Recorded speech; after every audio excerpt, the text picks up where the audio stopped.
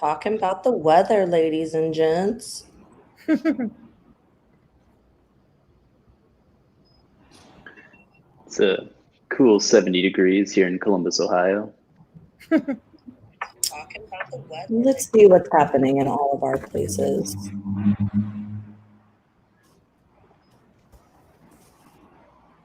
It is 24 degrees in Greeley, Colorado at the moment. I guess I'll let everybody see us now, all you guys pretty faces. Good morning, everybody. I know we've got a couple joining. David is hopping in right now. Yeah. Nice to see you, man. David. You're all good. That picture you sent me last week, David, you had a little more of a beard than I can tell from this picture right now. So I don't know what's quite hand drawn. So yeah, I told you I don't. And the reality is I can't do much about that. No worries. Well, guys, thanks for joining us today. I'm excited for this conversation because I don't think there's a more relevant topic right now in craft beer than just getting ready for colder weather. Especially with so many states still fighting COVID and reduced capacity, more regulations. There's a lot of things we need to talk about. So hopefully the 5 of your insights can help some brewers out there who are just watching today. It's going to be a fun conversation. I'm really excited to hear what you're all doing. So let's dive right in. I want to start off with everybody introducing themselves so we can let all the listeners know why you are here today. Julie, you're first. Oh gosh. So I'm Julie Rhodes. For everybody who doesn't know me, I own a company called Not Your Hobby Marketing Solutions. Because if you have customers, you have a business, and you don't have a home brewing hobby. That's how you need to treat it. So I basically teach people how to sell more beer. Plain and simple. I have, digital courses that I teach people. You can take online courses that I have in beer sales, digital marketing tactics, and distribution management. And then I hate this word, but I'm also a consultant as well. And I work one-on-one with beer-focused businesses. I also work with cideries, meaderies, hard seltzer folks, pretty much anything that's fermented and kind of in the beer space. I work one-on-one with folks to try to help them increase their sales and improve their marketing efforts and work better with their wholesalers. So yeah, well, that's about it. Always, Julie. Shawn, it's been a while since you and I spoke. Last time you were supposed to join us. What happened there again?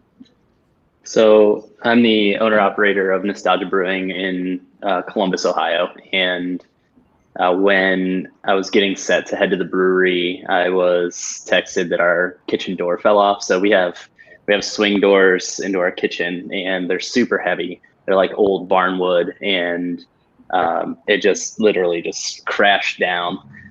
So I spent the remainder of the night trying to get that situation ironed out, and I got the door back up. So I guess that worked out, but I missed the entire conversation about working a full-time job and also being in the brewery space. So I also have a full-time job in marketing that pays the bills. And then the brewery is something that doesn't necessarily pay any bills. So yeah, but it's fun. It's a good time. Hopefully it will soon. And I think we're excited to hear about what you're doing to prepare for the rest of 2020 besides putting up doors. So absolutely. Good little conversation. Now, Shane, tell us where you're at and what you do. Hi, guys. I'm Shane. Worked at Wormtown for about 2 years, director of hospitality here. Currently, we have 2 tap rooms, potentially opening up a 3rd soon. Wormtown is right in Worcester, Massachusetts, right in the central Mass. It's a balmy 75 degrees here today. It's beautiful. Wormtown is doing pretty well. The winter is obviously a scary thought ahead of us during COVID times, but hopefully we can figure this out and get through it. Yeah, I think people might be a little more apt to sitting outside this winter than past. So I'm excited to hear you guys' thoughts on that. Now, Marin, I know when I first invited you to join, I was expecting you to tell me you're in Colorado right now where it's snowing, but you kind of threw me a curveball and said you're actually in Houston. Probably what, like 5? Yeah, it's a good 82 degrees, humid and nasty outside here. But yes, my name is Marin. I'm actually the Chief Culture Officer for Wiley Rhodes Brewing Company in Greeley, Colorado. I work remotely here in Houston and then visit them for about 3-ish weeks once a quarter. So pretty much I'm their full-time cheerleader from a distance and just make sure they're doing everything on point from afar, and everyone's happy campers over there in the 24-degree weather that is in Greeley today. So it's already snowing. They're already executing plans for cold. So it's a really fun project to be a part of, and I'm very, very fortunate to have this opportunity for sure. No, thanks for joining us today. And last but not least, David, nice to meet you face to face today. So what's going on in your world, and why are you here?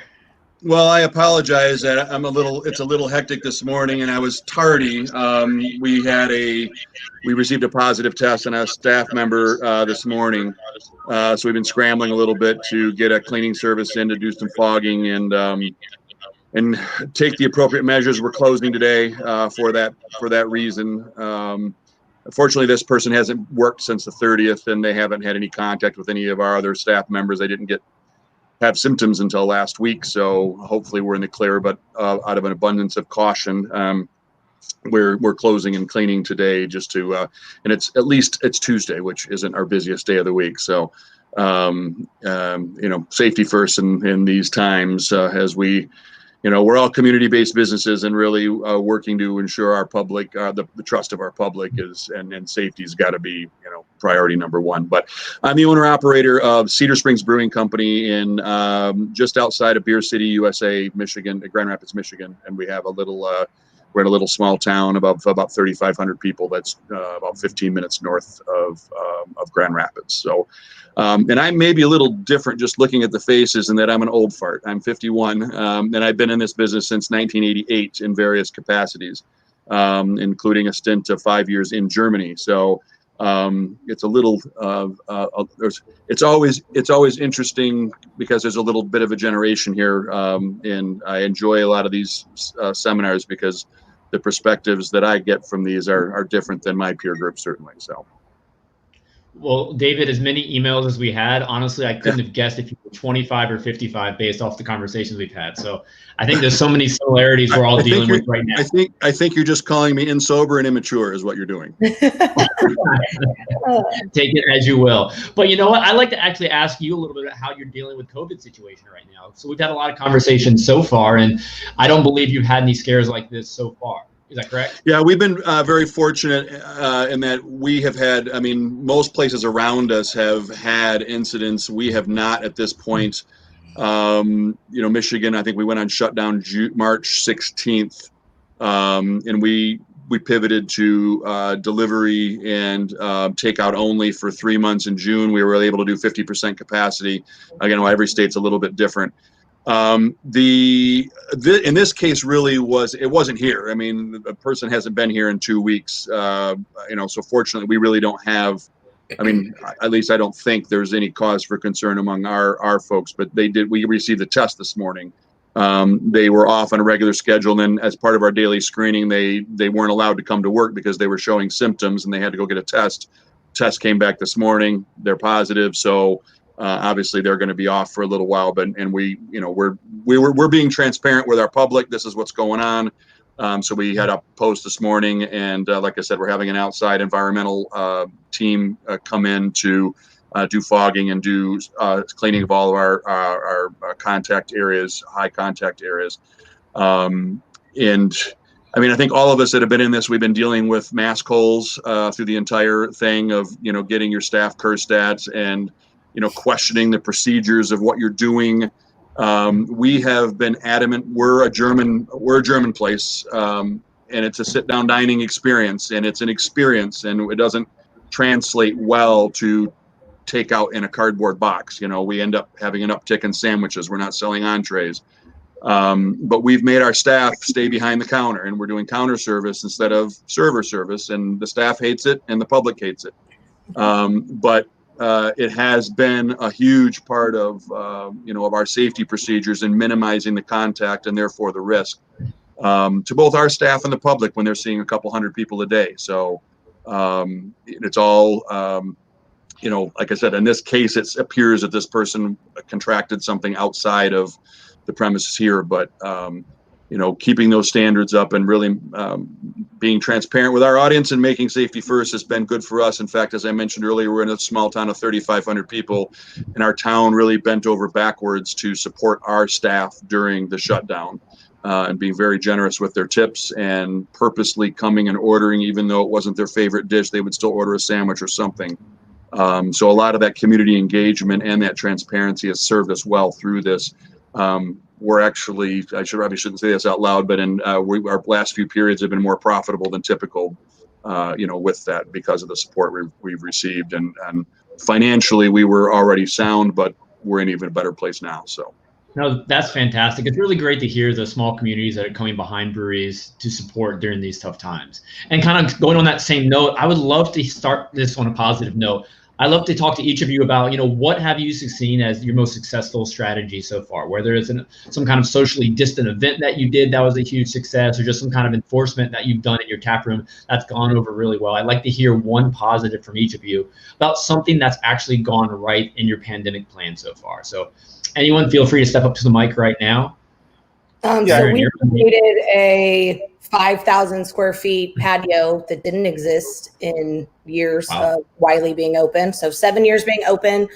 Patio outside was maybe a couple of chairs here and there. Busted out a 5,000 square foot AstroTurf, repurposed AstroTurf from a little place in Denver. We have sheets of a soccer field. We have sheets of a high school football field. The 50-yard line and the corner kick lines are still there, but enough seating outside that we now can see like 150 people outside in the patio, all social distance, 6 feet apart. So we can pack the patio space very adequately to be, continuing the measures of the guidelines that are in Colorado. No, that's fantastic. How quickly did it take that patio to come together? A day. Wow. We decided that morning we wanted it. We found a repurposed place that afternoon. We did it that night. We didn't stop until it was done. We opened it 2 days later. That's impressive. I take it all your fans are loving it. It was pretty great. The dogs love it big time. Awesome. Now, Shane, how about you? What have you guys done at Wormtown that you've seen successful thus far in the pandemic?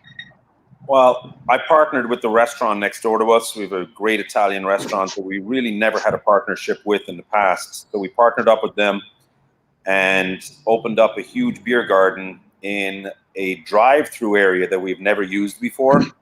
And their sales and our sales are higher this year than they've ever been, just in the tap room and their restaurant. Now customers are getting used to coming down to the tap room and having a full Italian meal when they come here. So my concern is pulling it away in the winter, and I think we're going to continue it. We brought in QR codes. Our tap room is now covered in QR codes for local restaurants and just for our guests, that they can log right in there, order directly from the QR code. The food and the beer is delivered right to their table. So a lot less interaction from our employees with the guests. But yeah, the restaurant next door was booming because of this. We were booming. And, obviously the weather is going to change here in the Northeast at some point. We had snow 2 weeks ago, about 6 inches, and our sales that week dropped dramatically. So we're looking at other alternatives. I do have a company that I just got quotes on for igloos, heated igloos that we're going to set up out in that area. So I think we're going to pull the trigger on that today and go ahead and get those in. Yeah. The forecast does look like it is going to change in the next week or so. So we got to move quickly on this and keep the vibe going that we've had in the last 6 months during COVID. So yeah, our fear is coming into the cold, but we'll see. We'll see how it goes with these igloos. You just threw out so many concepts I want to dive into a little bit more once we go around the table. There's so many things in that, Shane, that I'm excited to throw at all of you. Now, Shawn, why don't we go to you, then we'll finish up with David on this one. Oh, and Julie, of course.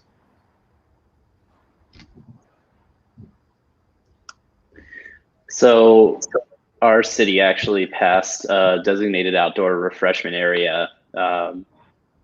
Unfortunately, it took some time to get all of the pieces and parts together. It passed in early August, I believe, but by the time cups, signs, all of those things actually arrived and were ready to go, it was middle of October when it launched. But we've been seeing really nice response from the surrounding community coming out, getting a beer to go. for anyone that doesn't know what a designated outdoor refreshment area is, it basically is local businesses that have a liquor permit. You can walk in, purchase a plastic cup to go, and you walk around the area. We have a beautiful creekside area that runs. It's actually a park, so it runs behind the brewery, and there are several businesses involved. I think five other businesses involved in it. So really nice response, and we're hoping that even as the colder weather hits, people will still bundle up, grab a beer. They'll have their jacket on and they'll walk around and look at the Christmas lights or whatever is up around the park. No, I'm excited to hear what you do in the wintertime. I know you're always thinking of unique marketing ideas to get people in and to get them back. David, sorry. That's all good.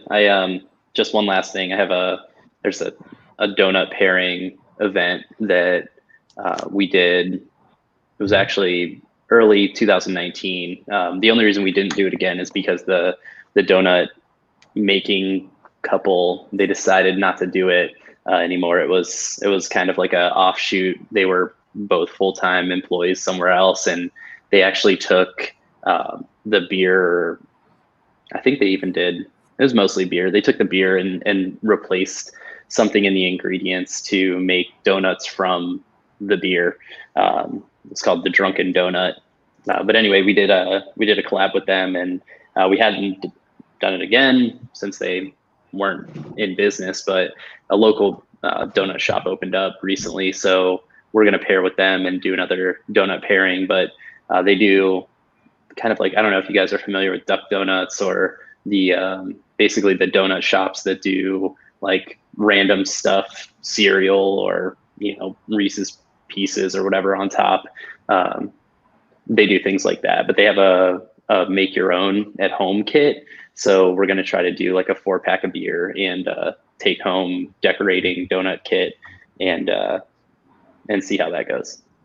That's a fantastic idea. I think collaborations are even more vital right now to help locals support, two businesses at once who are, trying their best to survive this pandemic.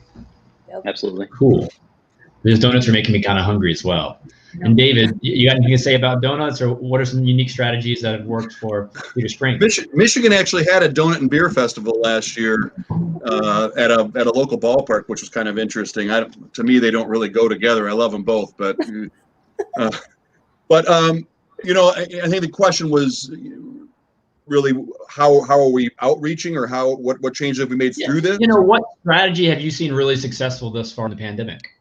Yeah. I think there's a lot of things. That's one of the beauties of this industry is the creativity that you see. with 7,000 breweries or 8,000 breweries around the country, there's a lot of cool stuff that people do. As I mentioned, we're kind of in the middle. We're in a small town outside of a larger metropolitan area. One of the big things we did early on was we had our graphics people come in, and we did a regular video happy hour when we were shut down. So we did almost a talk show format. It was a half an hour. We shot it on Wednesday, edited it, and then had it viewed on Friday night. And we would have staff members, some regulars that would come in. We always had done a live music series, so we have a guy with a guitar, and we do a musical guest playing the role of Paul Schaefer. But it was a way. We had some other restaurateurs that would come in and just talk about this from the hospitality perspective. And we did this right up until we got the reopening to 50%. But it was a great way to just have outreach and reconnect with your consumer base and with your with your regulars, with your clientele. We were getting up 2,500 or so views on those. Wow. When we were shooting those live. When we would broadcast them, we would be on texting or chatting live. So we were having reaction in real time as the show was going on. And so we've always done little video snippets, but this was just a little bit more of a production type of a show. But it was a way to reconnect, and it's almost like a billboard on the highway. I don't think there's a lot of people that see the billboard and say, "Oh, I have to go there." But it keeps you front and center in mind that when the next time they're thinking, we need to go out to eat. We just saw that sign. Or they just saw that video, and it gets, of course, shared. And we have a regular series with our brewers that's only it's only 20 to 30 seconds long of a weekly kind of a joke or a trivia thing, and it's just with goofy music, and it's one of those things though that people just see on an ongoing regular basis. They get shared and liked, and those views keep you in front of people. We obviously, as a restaurant, we did a lot of community outreach, are going to our first responders, your firefighters, your healthcare workers. We had a senior center, and very early on in the pandemic that experienced 40 cases and a couple of deaths, and we were able to feed their staff a couple of times. And of course, you share that information out there and let people know. We tried the igloos, Shane. We had the igloos last year. We had I had invested 3 years ago in covering our beer garden and putting a heating system in out there. And we found in our case, people didn't want to sit inside the igloos because they had the whole beer garden out there. But a lot of breweries here have been very successful with them. And you get one of those little space heaters and they work pretty good out there. Yeah. But we did this year just enclosed then the beer garden as we enter into the fall. I know that's kind of the major topic here. And made that basically a 4-season area out there. So we spent, I don't know, it's another $4,000, I think, to get the thing entirely enclosed and keep the heat in there. And we continue with events and a live music series, trivia 1 night a week, and live music 3 nights a week on non-weekends. And I really believe in adding value and having activity rather than the lazy ass price cutting that people think they have to do. And that is absolutely suicide in craft beer. If you devalue your product, you are devalued. The history of beer is littered with people cutting price and ending up losing in the long run. And the people, your locals aren't supporting you because you're cheap beer. They'd be drinking Natty Light if that was the case, and that's not. You have value in what you do and the effort that you put in, and you should not discount that at all. You should be adding value to what you do. Absolutely. David, I love all the unique ideas you just shared, especially, all that video engagement you talked about. I mean, 2,500 views of these videos, that's fantastic. And how you just that's week. Yeah.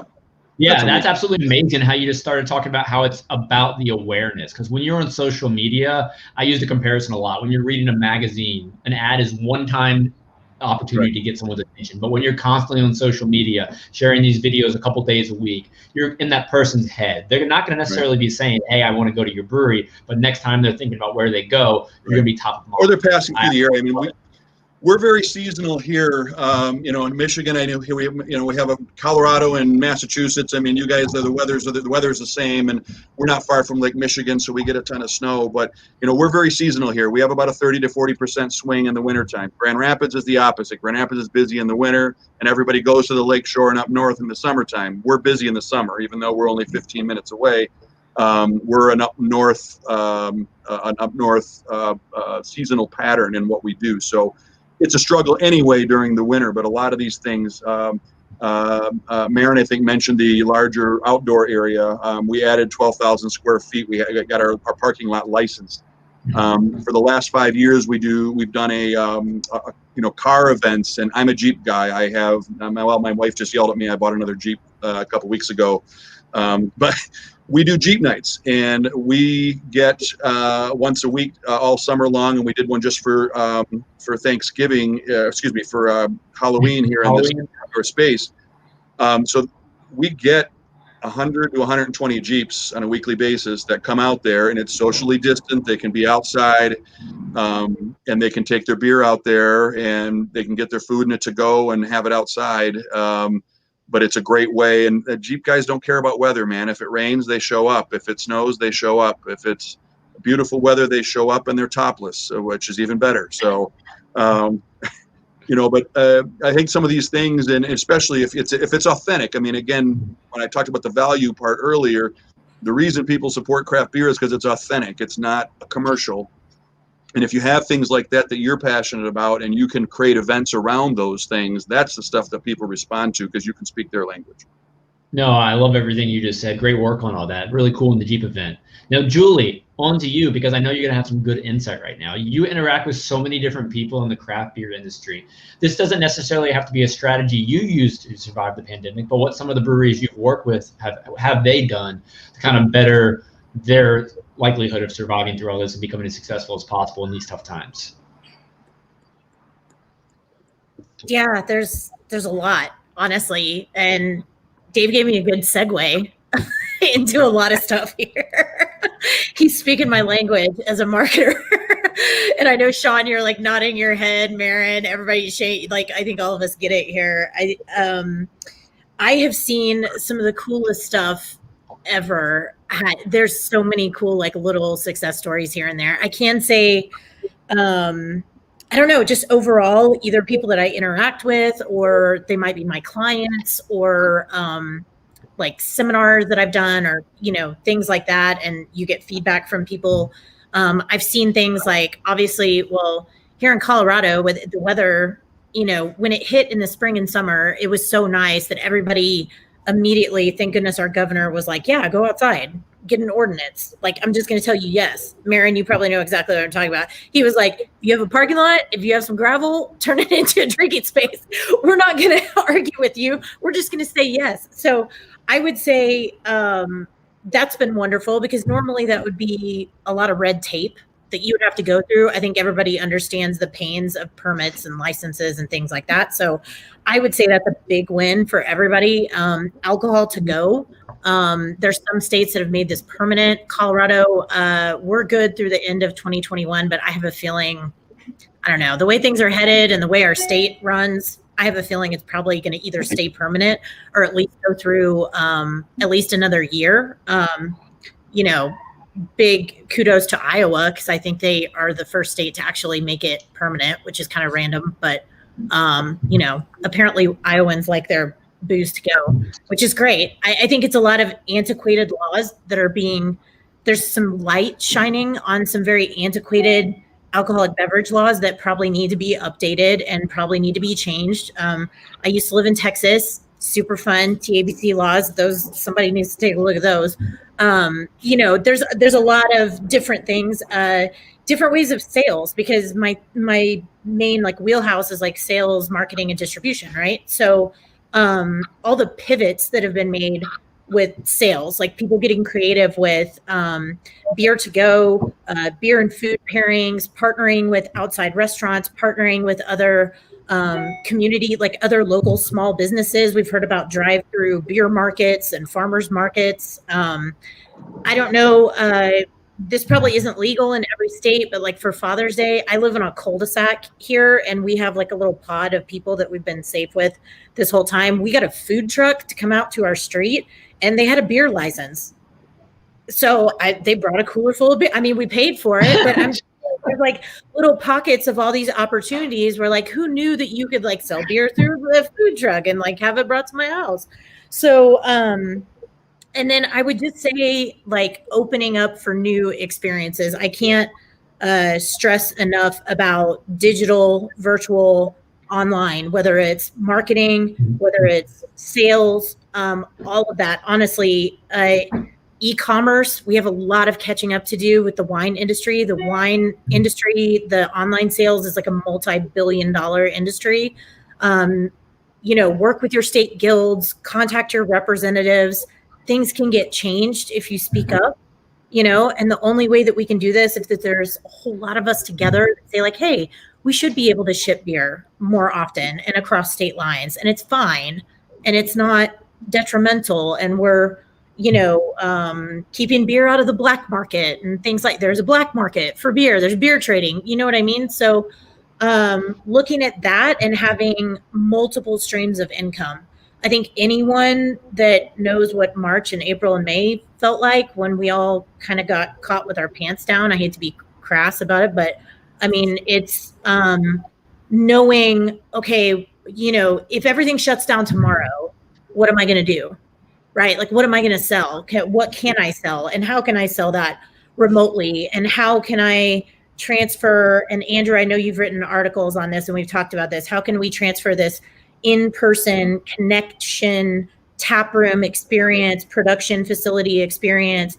I'm going to take you through my facility, all that like bonding and connection spots that you have with people that embed your brain in their mind, you know, and create that like brand loyalty. How do I do that through Zoom? Right. or Facebook Live or Instagram Live or, whatever it might be. So I think digital marketing has come a long way, just as much as like having an online store has. So I've seen a lot of cool stuff. I've seen people pivot to make different items, like with what you have, like make a seltzer, make a flavored soda, make an NA beverage. You know what I mean? It's not Ice cream. it's not a bad thing. I mean, I've seen some of my brewery clients are killing it this year in off premise. We might see a return of nostalgic bottles because no one has aluminum. There's a Does lot that of. mean beer from Shawn's Brewery? Is that what you're referring to? I'm sorry. Yeah, never mind. You missed it. Yeah. Oh no, I just didn't hear, the audio lagged for a second and I didn't hear it.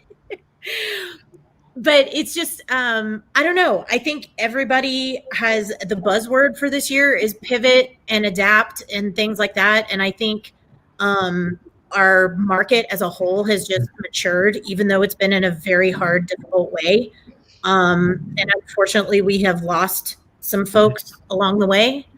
But I think we will come out of this better and stronger. And I think people, if you can just keep your chin up and keep your options open and stay open-minded and just connect, like Dave was talking about, know who loves your brand, know what they want, like know how to speak to them, connect with them. There's other people out there that are interested that you might not even know about yet, and just doing more outreach and expanding not only your physical distribution footprint, but your digital footprint as well. No, all great advice there, Julie. And I kind of want to play off what you talked about with the virtual events. But before I kind of dive into that with everybody, I know through Secret Hopper, I did a study recently, and we found that 32% of customers nationwide plan to visit breweries less, once the temperature drops. And when you break it down by region, it's 44% of guests in the Northeast plan to visit less once temperatures drop. 38% less in the Midwest plan to visit less. In the West, 28% of guests plan to visit less once the temperature drops. And in the South, it's 21% less. So no matter where you are, people will be visiting breweries less once the temperature drops. Now, Julie, you talked about how we have to adapt and do these virtual experiences. Are any of you looking at hybrid experiences where you're offering the same type of service or entertainment or experience for people, whether they're at home or in person? Has anybody thought about that? I've seen that a lot over here in Houston, very much so, of that you can, for instance, an anniversary celebration in a tap room that cannot be open. You can't sit inside. We can't serve you beer. However, we have this beautiful package that you can purchase of 2 4-packs, 3 bottles, and some specialty little VIP things that you would drink here normally with the brewers and have the experience in our house. But instead, we're going to let you pick it up, and you can either sit outside on the picnic tables, or you can take it home, and then we'll do a virtual tasting with you. So you can sit outside and do the virtual tasting, or you can go home and do the virtual tasting. I've seen that in a couple different places, and I think it's been very successful. Same with that donut making option that you were talking about, Shawn. I've seen that both. As well in Colorado, they did the same set where you could do it there at the tap room that was open, or you could make them at home and do a Zoom call is what they did with the actual bakers, not the brewers, but the bakers. Oh, so yeah, so I've seen that a couple of times. I haven't executed it myself.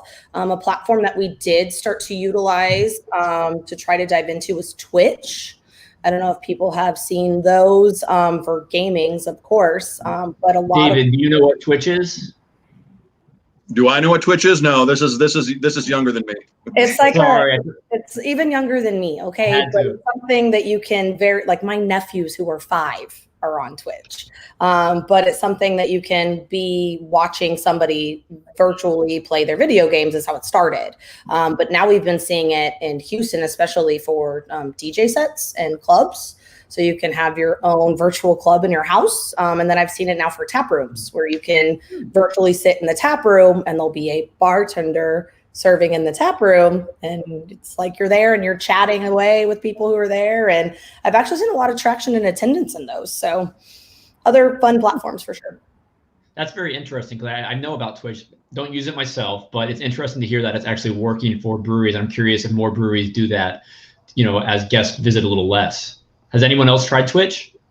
TikTok, any of the other unique platforms? Oh, TikTok. Yeah. I know of them and I know how to work them. Have I done them myself? No, because I mean, there's a, I don't know, I'm going to speak for everybody else that's in marketing here, but there's a fine line between like getting exposure and then worrying about age restrictions. You know what I mean? So there is some things that come into play. I know a lot of people are using TikTok, Snapchat, stuff like that. That's fine if your demographic skews younger. Yeah. Just be careful with the age restrictions. Right. You can So get something that I have found a 22-year-old little right out of college marketing student that is a TikTok phenomenon. And we use it mainly for merch and for like silly things on roller skates. So something that, you know, the non-alcoholic beverages of kinds. So we use it more for that because you know your audience is a 13, 14, 15, but there is, you know, hashtag TikTok over 30. Okay. So that does exist. But yeah, you have to know your audience and know your platform and what you're using it for and what your ROI is actually going to be on that platform. And there's a lot of time and dedication when you actually go to a new platform. It's not like you can post the same content. You can sometimes, but you have to have someone ready to engage on that platform. And I think it's very, very important. Now, Shane, I kind of want to go back to something you mentioned a few minutes ago. You talked about how you built a relationship with the Italian restaurant next to your brewery. And I think that's fantastic. You know, you have multiple locations. Do both locations have a food type restaurant you paired with? Or is it just the one location in the Italian restaurant? Our second location is at Patriot Place down at Gillette Stadium, and we're surrounded by restaurants down there. So, again, that location has, I believe, 10 QR codes from 10 different restaurants that will deliver to us. Wow. So we're getting a little pushback on social media. I think it's more people are just making fun of us. We're the brewery of QR codes now. So we got a nice. I'm glad you just mentioned QR codes because it's something I wanted to kind of touch back on. So yeah. I consider myself pretty into tech, pretty smart on the forefront of certain things like that. But up until August of this year, I had never used a QR code. And honestly, the first time I used one, I was in Richmond, Virginia. I saw it on the table. I knew what it was, but I honestly wasn't sure how to use it at first. And so I scanned it with my phone and figured it out pretty quickly. But in all of you guys' experiences, have you seen that there is an extreme learning curve with people and QR codes? And how are you handling it? Well, I have seen definitely probably my age group and above have a tough time. They really have never seen it before. They have no idea. It seems like anybody under the age of 40 knows exactly what the QR code is, knows how to use it, and probably has one on them for some reason. But the older generation, we've had to bring in some paper menus, one-time use paper menus, and pass those out, walk them through the process, call the restaurant, tell them what food they want, and have it delivered right to their table. The under 40 age group is just scanning it, taking care of it, bringing in their food themselves, paying for their food, and it's delivered right to the table. So a little bit of a learning curve. The staff actually think it's quite comical, and when we see people walking in the door, they're kind of profiling them right away and saying, yeah, I think I'm going to have to bring him a menu. So it's been kind of comical for the staff. They enjoy it. It's definitely taken a lot less interaction with the staff and the guests, which has its downsides, but it's also during this pandemic, it's got its upsides. So we're missing out a little bit on the interaction and the fun aspect of, you know, sitting down at the bar and having a chat with the bartender. That aspect has gone, but, you know, priority right now is safety. So we're still maintaining a fun atmosphere there, but at a distance. Yeah, and for everybody else in the conversation, I know we're talking about preparing for winter, but I think educating about the QR codes is important. Shawn, were you getting ready to say something? I was just going to say what's really interesting is the QR code's driving to typically the website. So your website has so many more eyes to it than previously. You know, my website probably had 20 views a month, you know, something, you know, someone stumbled on it through Instagram or whatever. Now it's, you know, literally everybody that comes in is scanning that QR code and being driven to the website. And, people are seeing pages that they normally wouldn't see because they're on the website already. They've looked at the menu and they're like, oh, what's going on here? What's going on there? And, I had a page set up for like previous beers and kind of a more like marketing style page for the beers that we have currently and that we've had in the past. And there's been an uptick on people asking for beers that we've had in the past and saying, hey, is this available? And the bartenders are super confused saying, no, we haven't had that in 6 months. Why are you asking for that? That type of thing. But it's just funny how this pandemic and the use of QR codes is driving traffic to a website. And that prior to this was a huge missed opportunity that you're now having the ability to do that. And I don't think people are utilizing their website as much as they could during this time. And to kind of go along with the whole QR code focus right now, someone just made a comment saying they were at a tap room the other day. They had to download a special app for payment. And just keeping it as easy as possible for the customers is really important. No one likes to click a billion times to go through the transactions. I've talked about it before. When you want someone to order beer from your online store, if they have to click 10 billion times, they're probably not going to end up making it all the way through their cart. But if you can make it as streamlined as possible, whether, actually is someone at home ordering or in person in your tap room ordering through an app, make it easy, guys. You all are doing that already. Yeah. Andrew, please, I'm about to go all businessy off on everybody here in just a second. But so because this is my thing, right? Like I've got a huge marketing background, and there's theories about this. Well, I'm not a web developer. I am trying to promote sales, right? So like whether you think about it or not, having the theory of like a buy now button, it might not say buy now, but it might say something like order online, order at your table, order from our merch store. That should be what is called above the fold on your website. That means I don't have to scroll, right? I see Shawn nodding his head because he knows what I'm talking about. It's like I shouldn't have to look for a place to buy something from you. Otherwise, I'm out.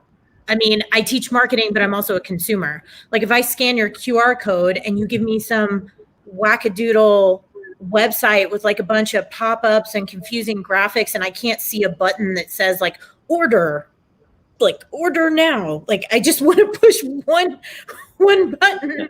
And people that have like consumers now have popcorn brains. So like you have about 5 seconds, maybe 2 to 5 seconds for them to actually commit to something. And if you don't grab them, you lose them. And especially like Shawn saying, like if there's beers on there that aren't relevant, like I tell people all the time, your website is now your tap room, your brewery, your sales rep, your marketing team, and your revenue generator. Like we can measure conversions, like you can get beer shipped. Like just think about that. And if you don't update it, especially for colder weather, people aren't going out. Where are they going? They're looking on your website. Mm-hmm. They're also looking at your Facebook page and your Instagram feed. And if you're on Twitter, whatever, other stuff. But take a Monday when it's snowing and update your stuff and make sure people know, are you open, what capacity you're open, how to use the QR code. Just put some signs up. My mom called me during the pandemic. My mom's like a huge hophead. I know that's crazy, but he was like, what is this code, Julie? I don't know what to do with this code. She's in her 70s. And I was like, Mom, just open your camera and she was like, why can't they just put a sign up? And I was like, oh, put a sign up. Like use your camera. So I encourage people, like in the lack of personalization, use visualization, like as much as you possibly can, because that way that cuts back, it contributes to the safety factor. I agree. And I think it should be added that you can teach people how to use a QR code before they come to your tap room. You can post a silly little video on your Facebook or Instagram just showing people how to use it. That way when they come, they've already watched you sing and dance and use a QR code. It makes the experience in person a little smoother. That's where I was going to take it one step further from the technology side, business side, and my bread and butter is just the experience side of creating it an experience that people want to come back to and do it again and again and again.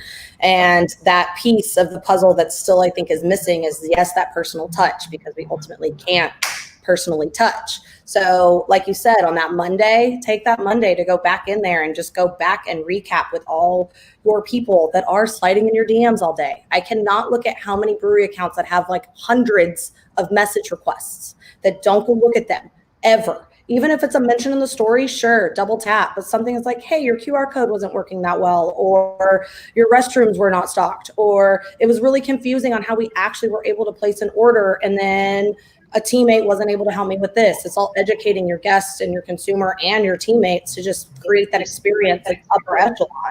But then the other piece of the puzzle, my favorite, is those apps that take a very long time that you click 20 times. And the team is there just to get you to a free beer. Won't just give you the free beer. Just give me the free beer. Go with it on the back end.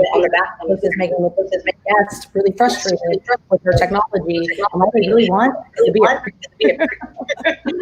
So just taking it that one step further, a conversation with them individually, and then chasing them through your posts and your knowledge. That goes so much further than anyone will ever see.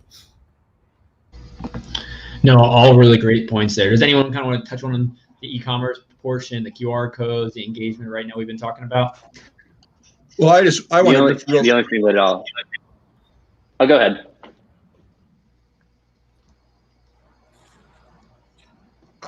I was just going to kind of echo a little bit. I think we made almost two different points in listening to the panel. I mean, we brought up Twitch, but then we talked about making it easy. And I think that's one of the things that you got to be a little careful of in getting in some of these goofy platforms that then need to be updated. If there's no viewership there, I mean, honestly, for all the other things we do, more people look me up on Google than anything else. You know, make sure that stuff's updated. Make sure your Facebook's updated. I mean, those are still, and if you make interesting and relevant content regularly, you know, it was funny when we opened, our 5th anniversary is actually this Friday. Hooray, we're doing nothing. But when we opened, we had over 5,000 organic likes on Facebook before we even opened the doors. And it's funny, I was on one of the social media professional pages, Julie, something that you might be on that is all industry that does that sort of thing. And I was just there as a lurker. And somebody brought up our page and started criticizing it, saying that, oh, those are all paid likes and, you know, they're all Chinese and everything else.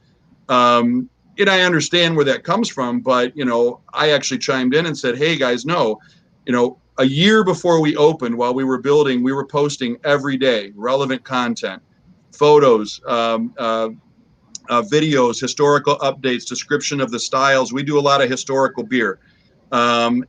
History of our area, the breweries that had been here ahead of time, you know, jokes, entertaining things, but every single day we were posting. And it's the same thing now. We post during COVID, we post our menus, our daily special menus up every day, what's going on.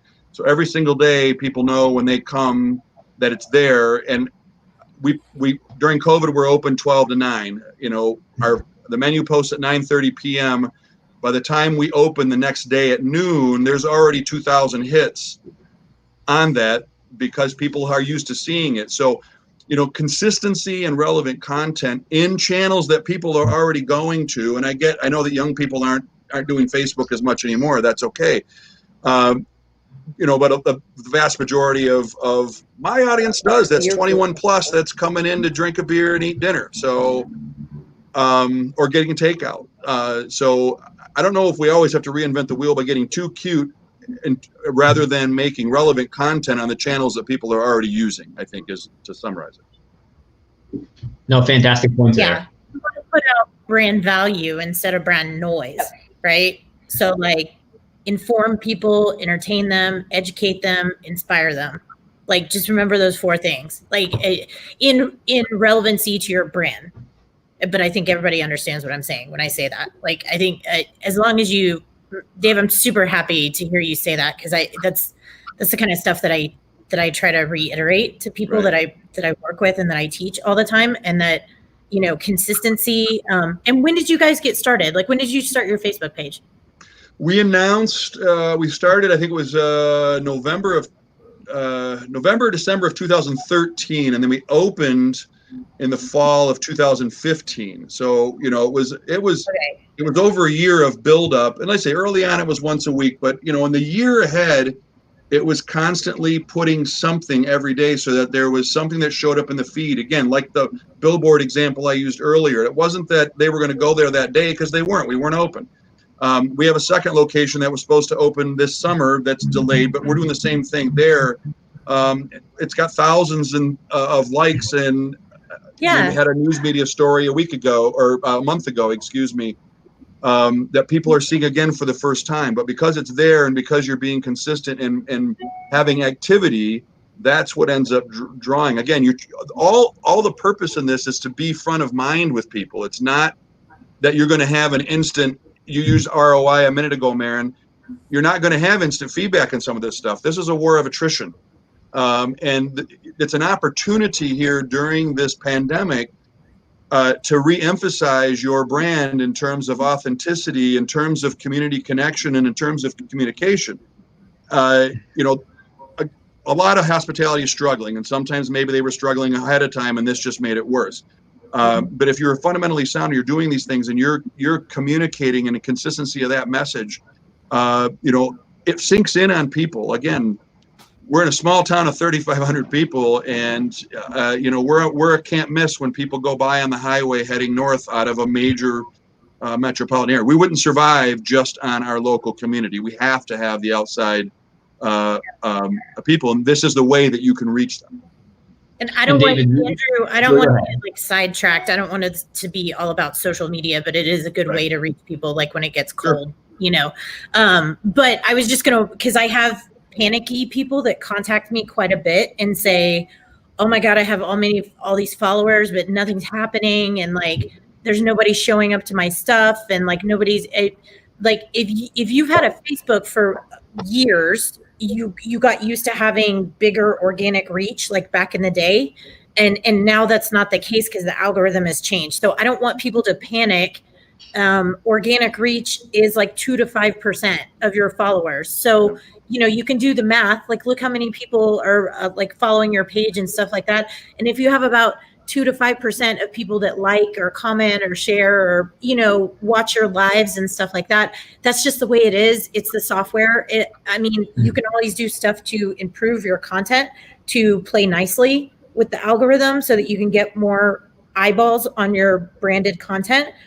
You cannot beat it. You can't pay to do it. Like that's not a good strategy, but I just wanted to put that in there for anybody that's like panicking about their like digital marketing. It's just not where organic reach is not where it used to be years ago. It's not, well, and I think to your point, Julie, it's not an instant fix either. This is a consistent ongoing process to do. And it takes a little effort. The nice thing, you can schedule some of this, and you can have multiple people doing it, but it's an ongoing consistency. And honestly, that's, you know, why do people go to McDonald's? They don't go there because it's the greatest hamburger they ever had. They go there because it's there and they know what they're going to get and it's consistent. And you can do the same thing as a little guy with an authentic message by being consistent and doing things like that on a regular basis and constantly being creative. Mm-hmm.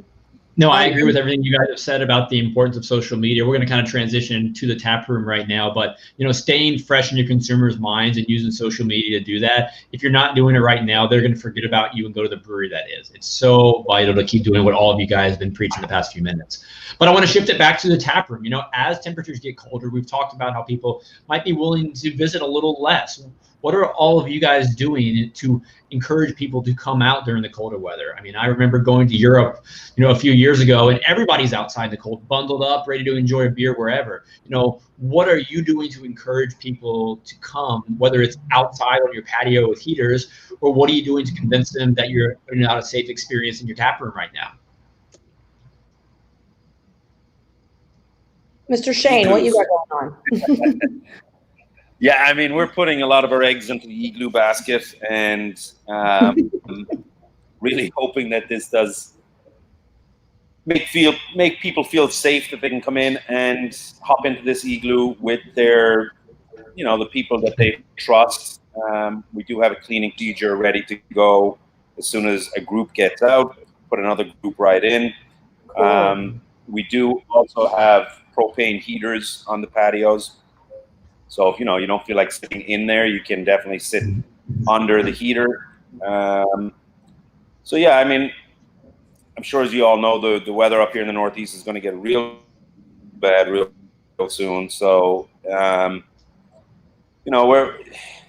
we weren't allowed by the state to put up tents with heat blowing into the tents with all four sides down. They would not allow us to do that.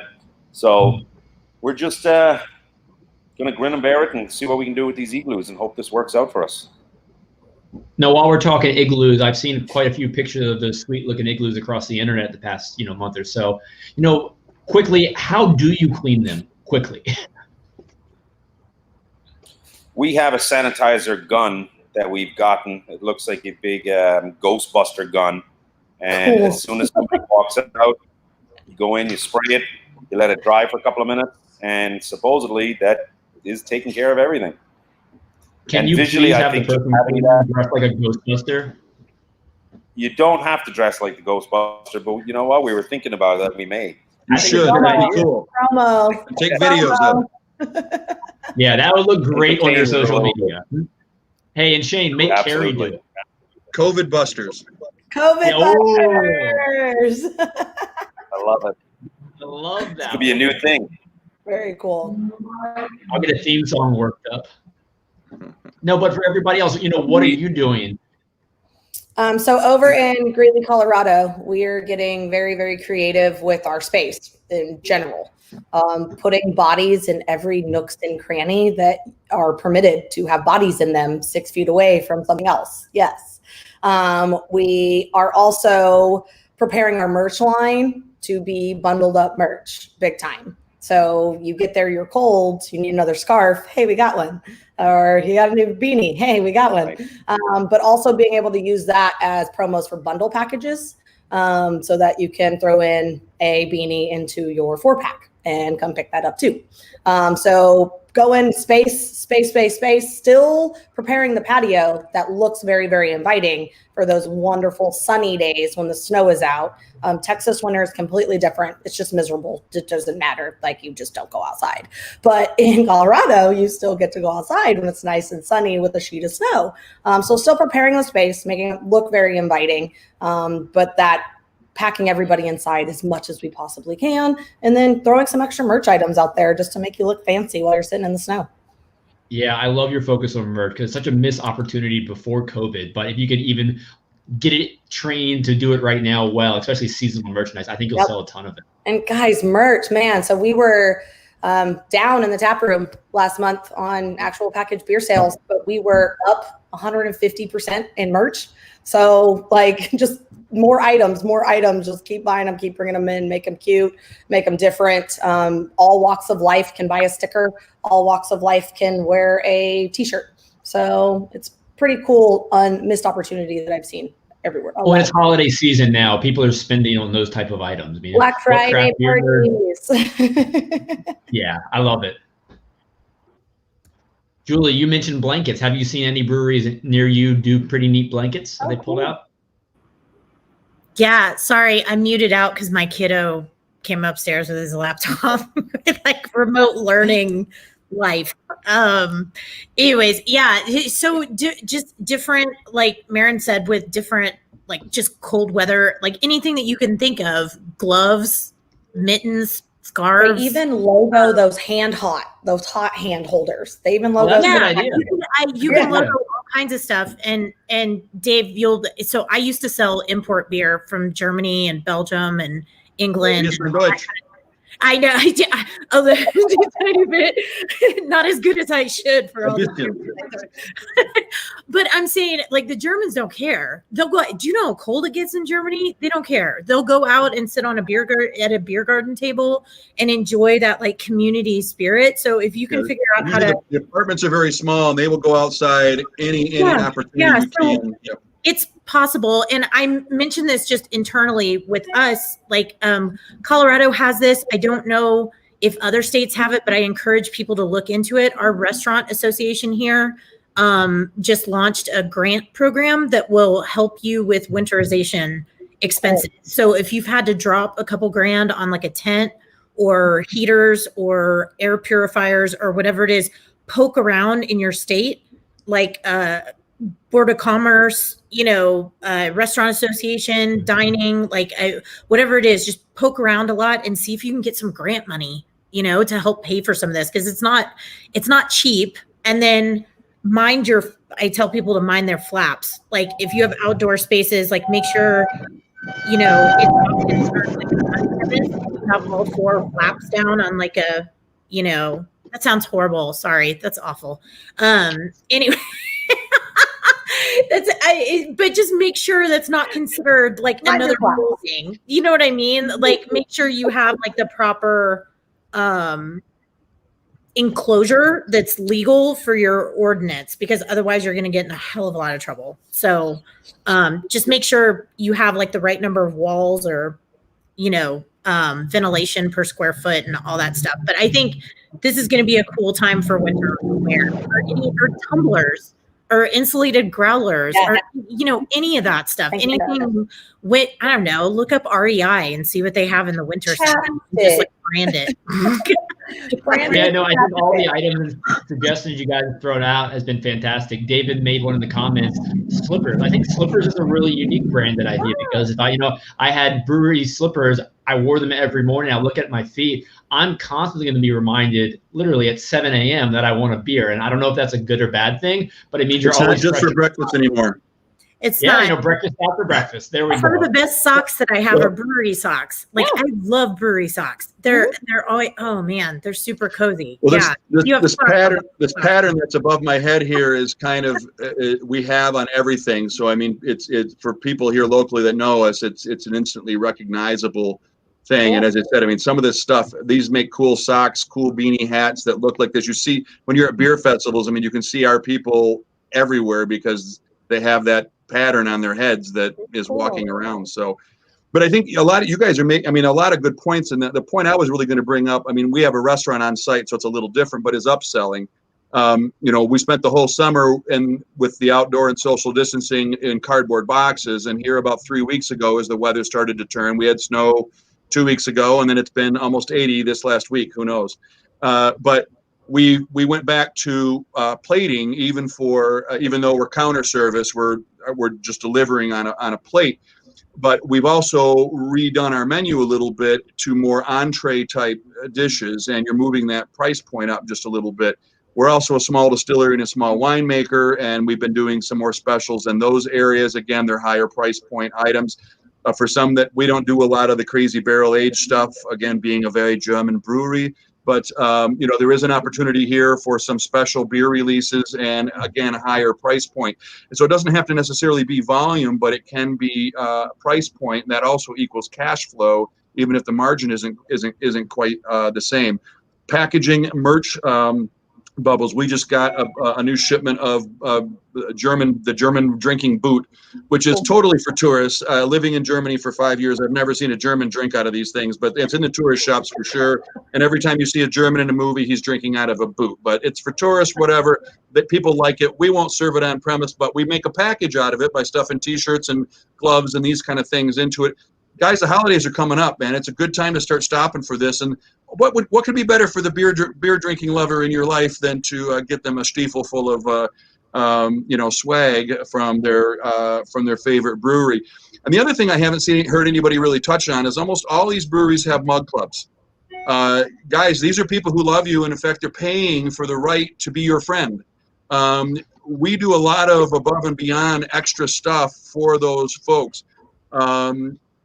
On a regular basis. In fact, usually this week, during our anniversary week, we usually have a member of the year, which we do on a point system and give them. We can't really do that this year. In fact, we've extended them all another year, to thanks for hanging in with us. But there's a lot of this cool stuff you can do. You can have a night. We usually, as part of this, we have a night where we give them free appetizers, where we let them sample things that they may taste next year. This might be a restaurant collaboration idea. You work with a local restaurant, they bring stuff in, offer this to your mug members to try these different, it's the taste of your city, etc. What they're going to do, they're going to drink your beer while they're doing it. You can work with every winter long, we're in a small town. We work up and down. There's a tea shop down here. There's a couple of antique shops. There's a guy that sells tamales. We do on a Monday or a Tuesday night when it's slow. We have our side room set up as an open house. They invite all their people. We invite all of our people. Come in and sample this other local merchant, this local business owner, this local small business, and see what they're about. Let them have the floor. Let them talk about what they do and sample their goods and get people, they're going to drink your beer while they're doing it the whole time. These are all, these are ways you can collaborate. And that person now loves you because you just brought them a handful of new people. And what are they going to do when the shoppers are walking into their place? They're going to say, if you're in town, you got to go down here and check these guys out. I mean, we're all in this together. In fact, today, I mentioned earlier, we had to close today for a COVID cleaning. And I put a list of all the other local restaurants. I said, we're closed. While you're in town, go to these places. They all serve our beer. And send it down to others. I've already had 3 comments on our page this morning of people going, that is so cool that even though you're closed, that you're promoting other local restaurants. There's always local beer events, Colorado Beer Week, Texas Beer Week, National Small Beer. This Sunday of Black Friday, Small Business Saturday, it's local small brewery Sunday. If you didn't know that, if you're not a BA member, I mean, post that. We're tagging every brewery we can think of that's a small brewery post so that they're all sharing in our social media. What do? They share it in yours, and they come see you. When the brewers pass by, they stop in. I mean, all this stuff, create connections and community. This is what craft beer is about. Let Shit Light Beer do the advertising and stuff, all right? You guys, this is a one-on-one business, and when you do this kind of stuff on a consistent basis, and if you're friendly to other people, they're going to be friendly back. Don't be an asshole. I mean, goodness sakes, there's plenty of those out there, but help.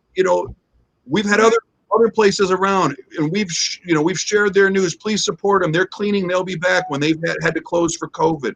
They're going to do the same thing back to us now in this situation. But Andrew, Dave, I don't want to, I just want people to know this is not like speculation. Because Andrew knows that I'm a data nerd. So I want people out there to realize like, this is not us just like agreeing with each other and stuff like this. I want to throw out some Nielsen data that I got from November 3rd that is basically saying, and this is concrete on paper, people, on-premise beer sales are down still 33%. That's just the way it is, right? And that's like tap rooms, restaurants, bars, all that kind of stuff. Mm-hmm. Here's the kicker, though. Check prices are up. Mm-hmm. So the average consumer is spending more, even though they're going out less. So when you can do what Dave is talking about and sell things that Marin is selling and, incorporating websites like Shawn is doing, you know what I mean? You're adding, and then Andrew, I know you've written articles about this, upsell, upsell, upsell. It is simple as saying, do you want some merch?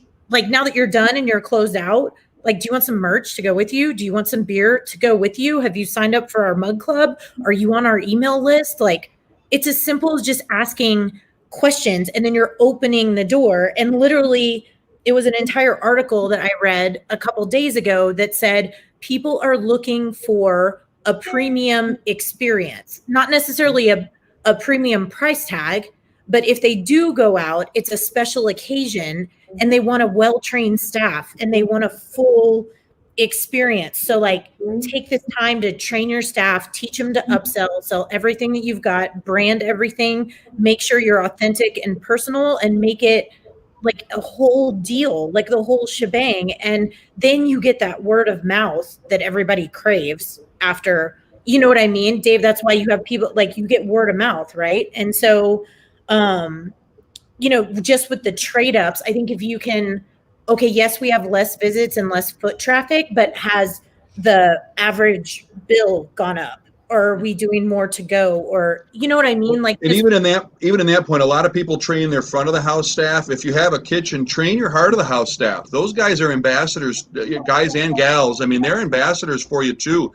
Make them come to beer. They want to come and drink free beer. I mean, let them come to the beer trainings and let them do this. I mean, everybody who touches you, a lot of places do meet the brewer nights and, meet the chef nights. We've done some videos for that online where it shows, how do we make the beer? It goes through a brew day. goes through making a dish in the kitchen. All that stuff is interaction, and it's connections with, again, that authentic experience, Julie. I think we've all been saying that, but places like ours are experience places. You can't do that in the traditional way during this pandemic. But if you think outside the box, you can create enough of that experience that is perpetuating value amongst your consumers and is the stuff that people talk about and gets more people curious to come in. Again, 5 years open, we've had multiple people this week who have never been here. They've never been here, and they've come in this week to try it because of that word of mouth thing, and they finally gave it an opportunity even during a pandemic. So that's fantastic, David. We're going to wind this down, guys. I think we've heard a lot of really great keywords today, and it's funny because so many of them have started with the letter C. David, you talked about consistency a lot. Julie, Shawn, and Marin, creativity a lot. But I think the one that really brings it all together is that community, because when you get your community behind you and you do a good job with the rest, it's all going to come together. And you guys are all seeing, your breweries being supported by the community through this pandemic. And I think right now, as we get further into winter, we just got to keep our heads up. We got to keep trying. We got to keep having conversations like this to, get these ideas out there. Because now, David, I just want to tell other breweries to go make slippers right now, because there's just so many unique ideas we can learn from one another. So I want to thank Julie for being here. Shawn, of course. Marin, I hope to meet you for a beer in Colorado or Texas one day. David, one of these days we're going to have a beer in person. I appreciate Shane at Wormtown joining us as well. So these will be up forever on YouTube. So hopefully your wisdom helps another brewer out there today. But thank you guys again. And we will see you next week. Cheers, bye, everybody. Cheers.